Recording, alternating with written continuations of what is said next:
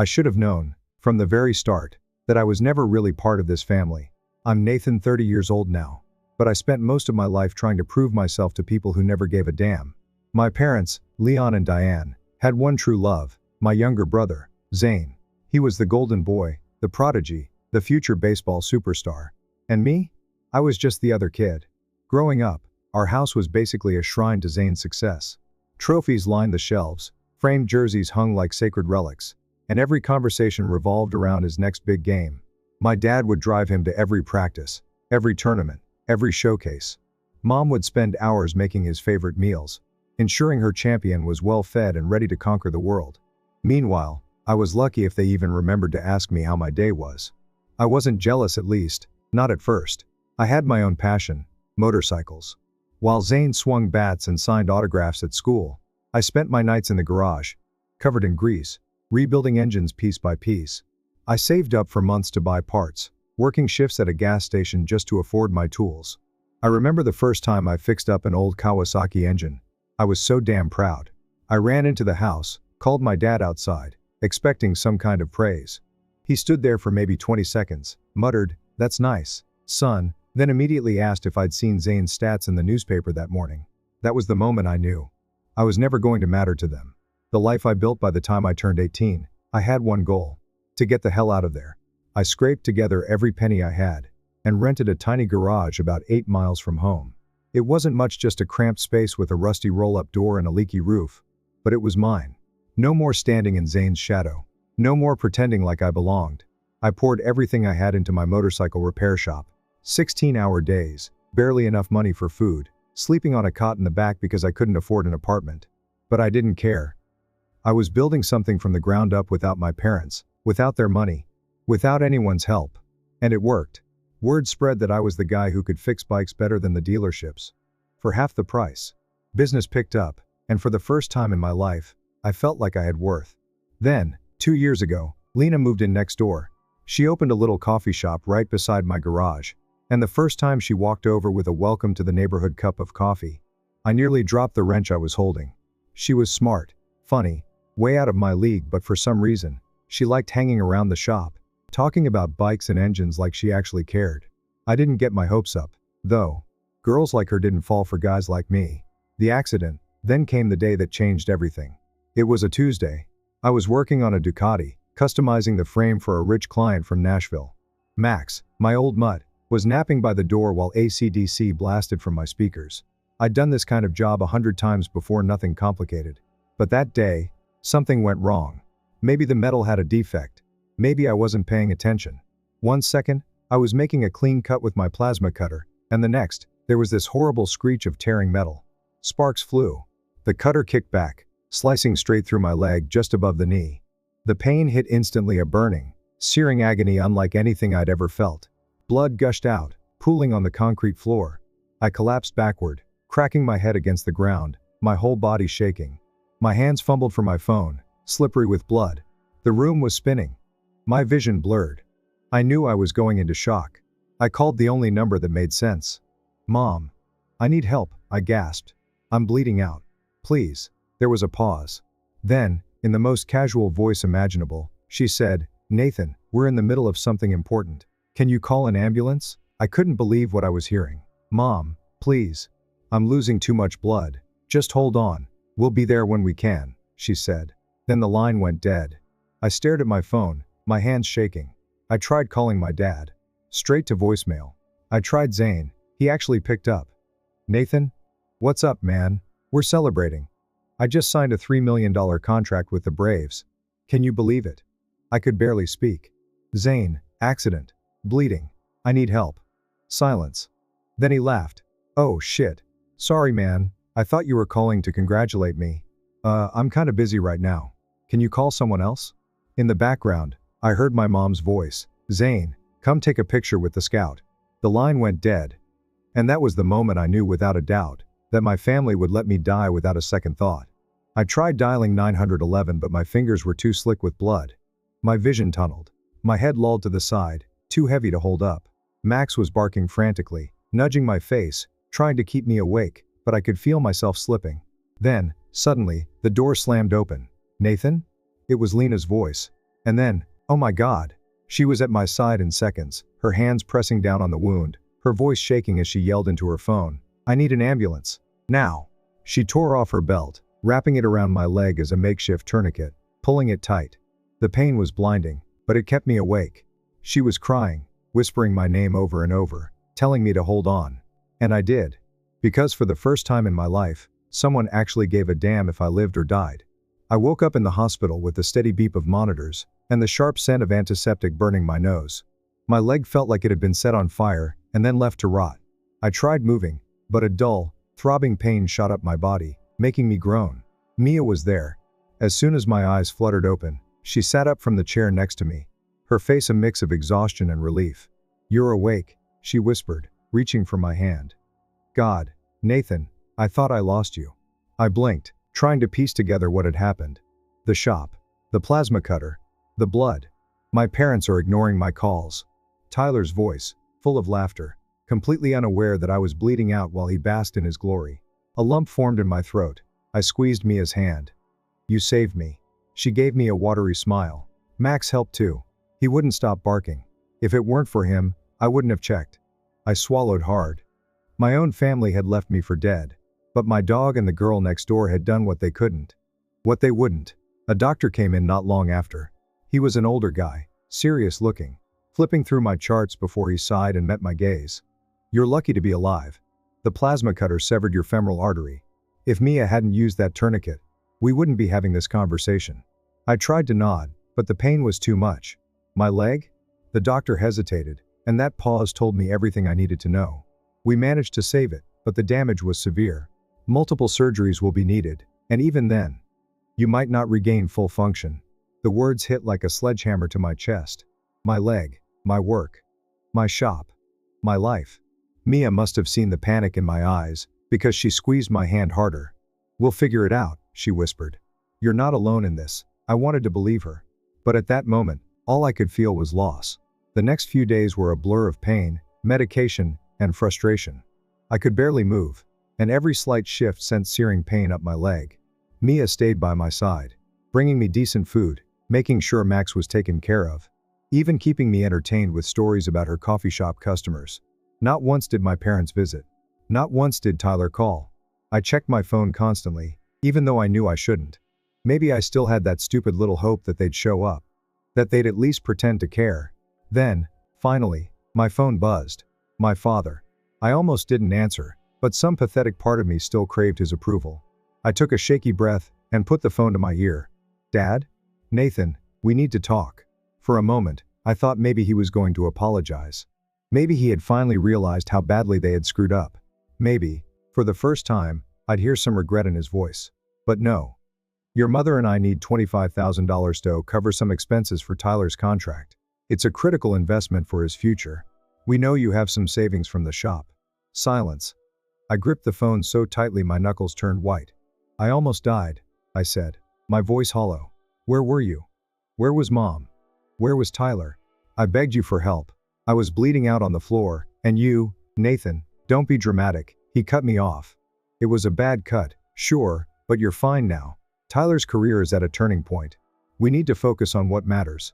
Something inside me snapped. "What matters?" I echoed, my voice shaking. "I almost died. And you think Tyler's baseball career matters more than my life?" A long pause.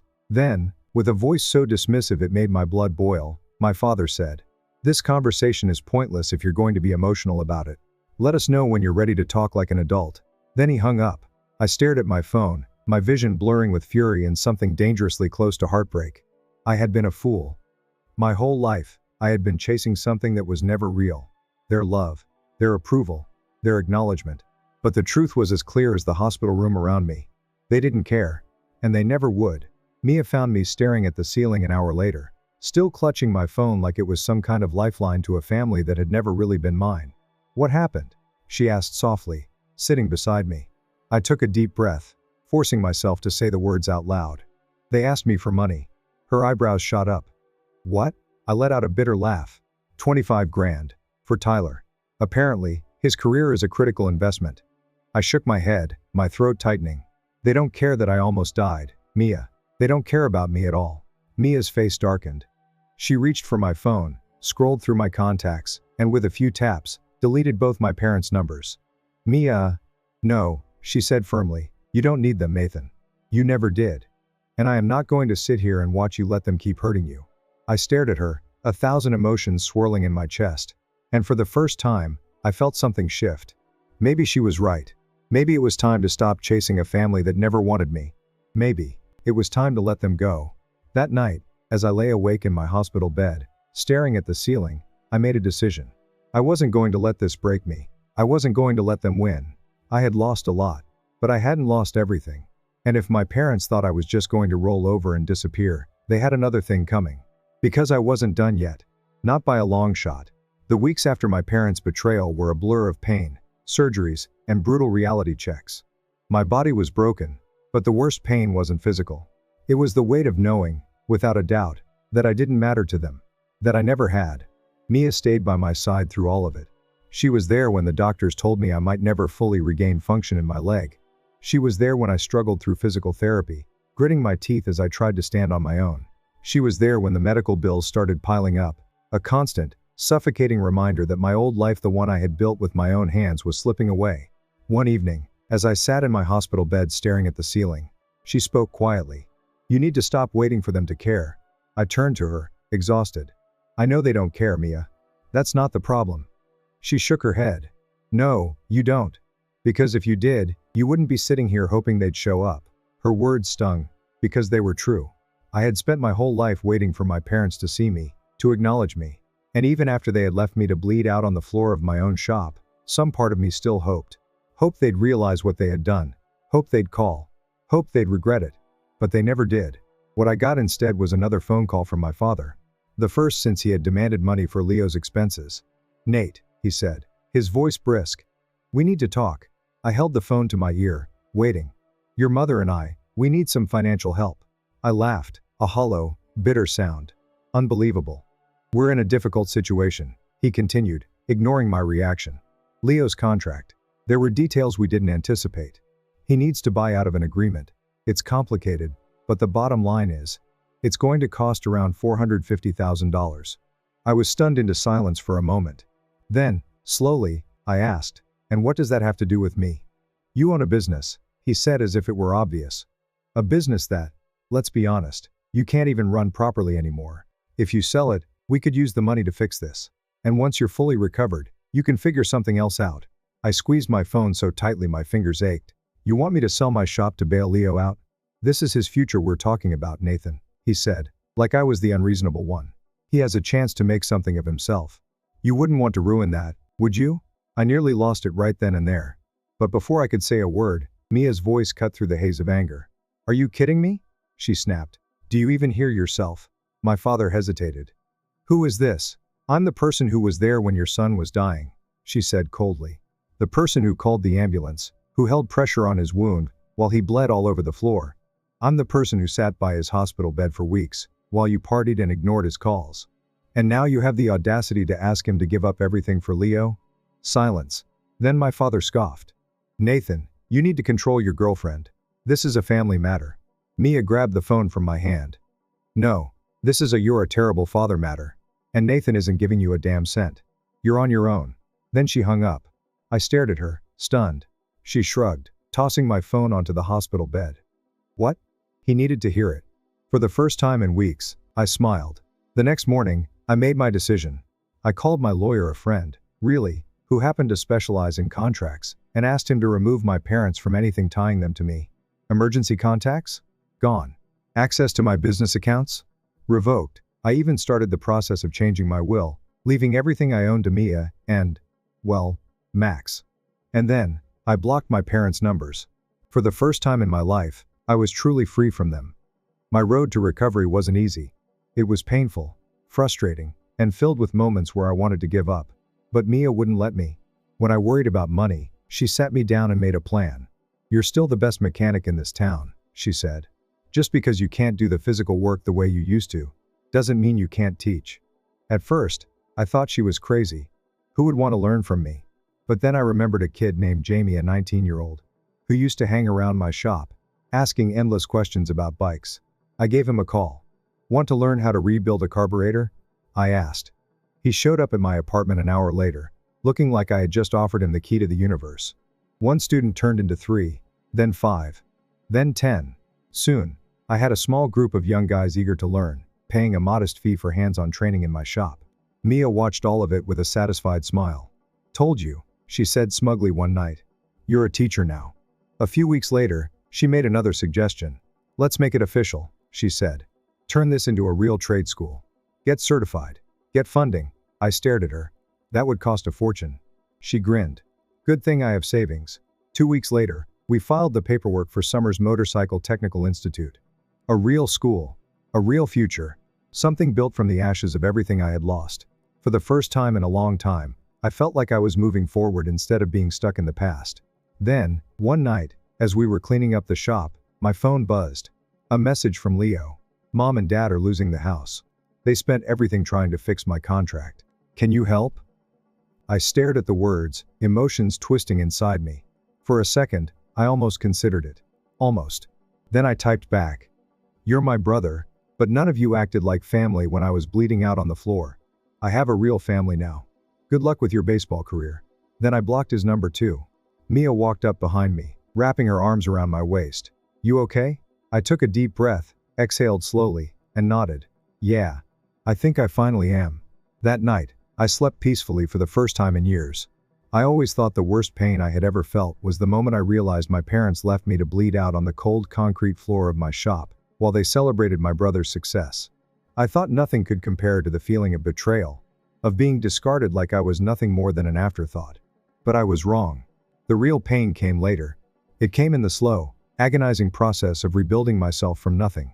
It came in the moments of weakness when my body refused to cooperate, when my leg throbbed so badly that even the strongest painkillers barely took the edge off.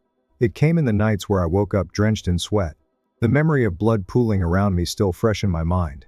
It came in the form of the crushing reality that my old life was gone, and I had no choice but to build something new from the ground up. Mia was there through all of it. She had become my rock, my anchor when everything else felt like it was slipping away. She never once treated me like I was broken. Instead, she looked at me like I was still the same man who had built a life with his own 2 hands. Even when I wasn't sure I believed that myself. And that's what pushed me forward. The shop wasn't what it used to be, but it was still mine. My students had started calling it Summer's Academy, and the name stuck. We made it official, filed the paperwork, and within a few months, we were certified as a real trade school. The moment that certificate arrived in the mail, I knew this was what I was meant to do. But just as I was starting to feel like I had control of my life again, my past came knocking. It started with a phone call. Unknown number. I almost didn't answer, but something in my gut told me to pick up. "Hello?" A pause. Then, a voice I hadn't heard in years. "Derek." My stomach twisted. "Tyler." I could hear the hesitation in his voice. For once in his life, my brother didn't sound cocky. He sounded afraid. "I need to talk to you," he said. "It's important." I almost hung up right there, but something stopped me. Maybe it was curiosity. Maybe it was the tiniest shred of leftover brotherly instinct. Maybe it was just the need to finally, truly close this chapter of my life. "Fine," I said. "Talk." "Not over the phone," he said quickly. "Please, can we meet?" Every instinct screamed at me to say no, but against my better judgment, I found myself agreeing. We met at a rundown diner on the edge of town. I almost didn't recognize him when I walked in. Tyler had always been the golden boy, the one who had everything handed to him on a silver platter. But the man sitting in that booth wasn't the same person I remembered. He looked older, worn down. His once pristine clothes were wrinkled, his eyes tired. He looked lost. "Thanks for coming," he said as I slid into the seat across from him. I didn't respond. I just folded my arms and waited. He sighed, rubbing a hand over his face. "I know I'm the last person you want to see. And I don't blame you." I stayed silent. "I messed up," he admitted. "Big time." I raised an eyebrow. "And?" He hesitated. "Mom and Dad lost the house." I felt nothing. No shock, no pity. Just a cold detachment. "They sunk everything into me," he continued. "They used all their savings, took out loans, even borrowed money from some bad people." Now, that got my attention. "What kind of bad people?" I asked, my voice flat. Tyler swallowed hard. "The kind that don't take 'I'll pay you back later' as an answer." I leaned back, crossing my arms. "And what does this have to do with me?" He looked at me then, really looked at me. And for the first time in his life, he didn't see the brother who had always stood in his shadow. He saw the man who had clawed his way back from the brink, the man who no longer had any reason to care about the people who had left him behind. "I need help," he said. "I need money." I laughed. A dry, humorless sound. "You've got some nerve, Tyler." "Derek, please." "No," I cut him off. "You don't get to do this. You don't get to come crawling to me after everything. You think I don't know how much they spent on you? How they drained every last resource making sure their golden boy got everything he wanted." He flinched. "And now you expect me to clean up their mess?" I shook my head. "Not happening." His jaw tightened. "They're our parents. They were never mine." Silence stretched between us. Tyler looked away, his fingers clenching into fists. I don't know what to do," he admitted quietly. "I screwed up. I thought I was special. I thought I was untouchable." I sighed, running a hand through my hair. "Welcome to reality," he exhaled, shaking his head. "I don't expect you to forgive me. Hell, I don't even know if I deserve it. But I had to try." I stood up. "You did. And now you have your answer."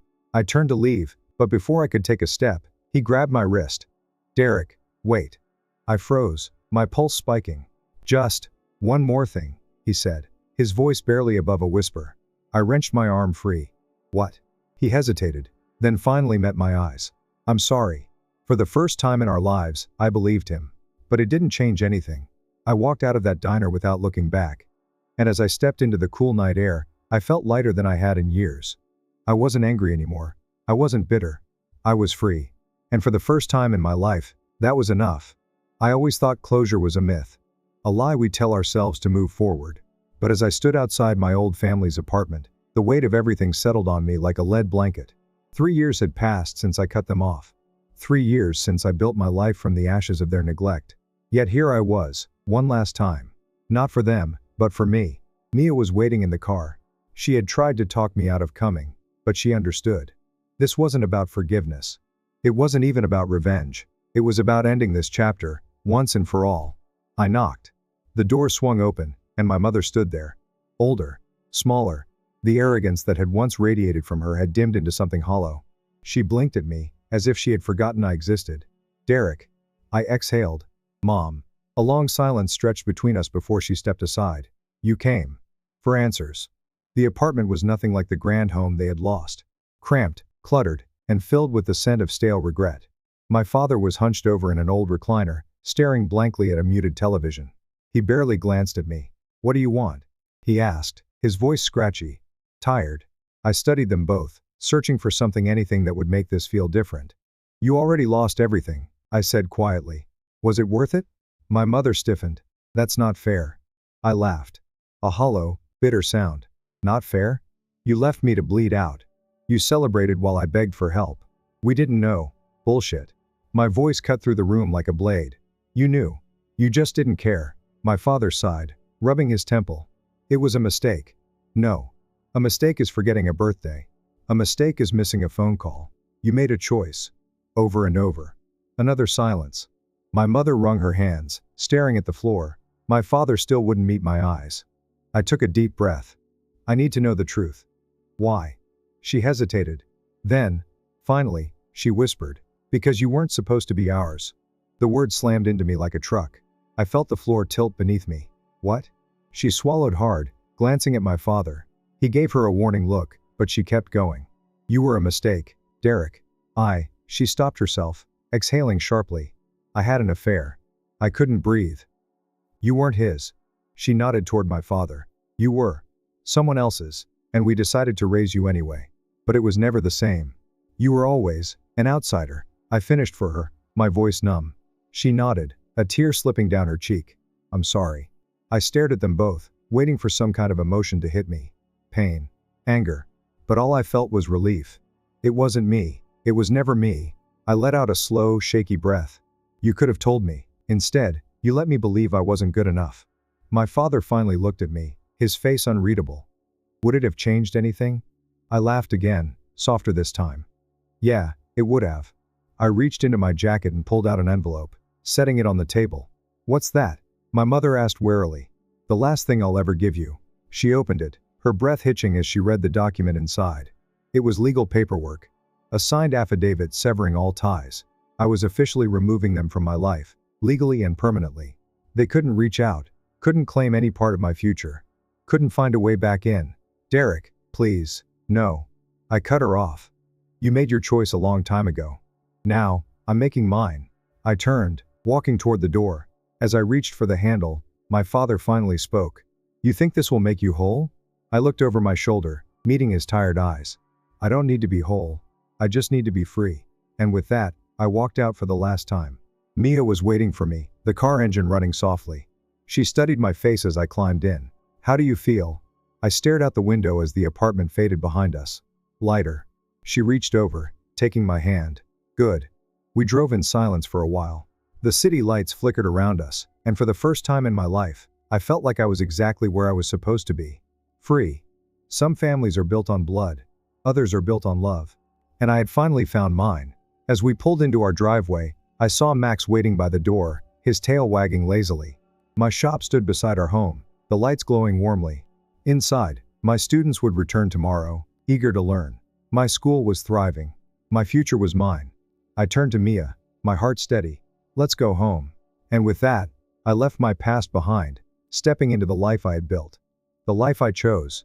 The life I deserved.